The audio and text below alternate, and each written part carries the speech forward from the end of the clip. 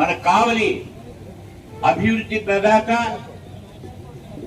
కావలి నియోజకవర్గం గతంలో ఎప్పుడు ఇలాంటి ప్రజానాయకుడిని చూడలేదు, చూడబోదు కూడా. ఎందుకంటే నాకు తెలుగుదేశంలోనే 1942 నుంచి సభ్యత్వం ఉంది. అప్పటి నుంచి నేను ఎన్నో కార్యక్రమాలు, ఎంతో మంది పెద్ద పెద్ద వాళ్ళతో కూడా నేను కార్యక్రమాలు ఏర్పాటు చేయడం జరిగింది, వాళ్ళతో ఉండడం జరిగింది. కానీ ఇటువంటి నాయకత్వాన్ని, ఇటువంటి నాయకుడిని నేను ప్రప్రథమంగా చూస్తున్నాను. అది మీ అందరికీ సవినయంగా మనవి చేస్తున్నాను. He's dynamic, dashing, daring and decisive. ఏదైనా అనుకుంటే దాన్ని తప్పక చేసి తీరాల్సిందే. ఇప్పుడు మనం చూస్తున్నాం, ఎన్నో చేశారు.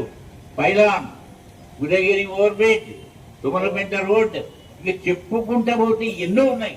అంటే ఇంకా కొంతమంది మాట్లాడతారేమో, దాని గురించి నేను చెప్పడం లేదు. కానీ ఎలక్షన్ కు ముందు ఇచ్చిన హామీలు, అంటే ఆయన తెలియదు నేను గెలుస్తానా లేదని కూడా తెలియదు, కానీ ఎన్నో హామీలు ఇచ్చారు. అన్ని హామీలను ఇంత అనతి కాలంలోనే ఆయన పరిష్కారం చేసిన, మాట నిలుపుకున్న ఏకైక రాజకీయ నాయకుడు శ్రీ దగ్గుమటి వెంకట కృష్ణారెడ్డి గారిని నేను సౌర్యంగా మనం చేస్తున్నాను.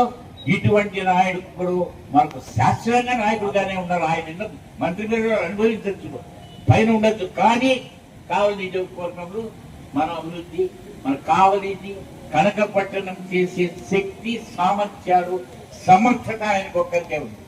కాబట్టి ఇటువంటి నాయకుడిని మనం పోగొట్టుకోకూడదు.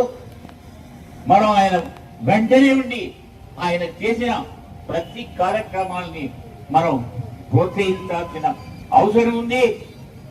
అవన్నిటినీ కూడా బీద ప్రజానీకానికి వాళ్ళ డోర్ స్టెప్ కు తీసుకెళ్లే బాధ్యత మనకందరికీ ఉంది.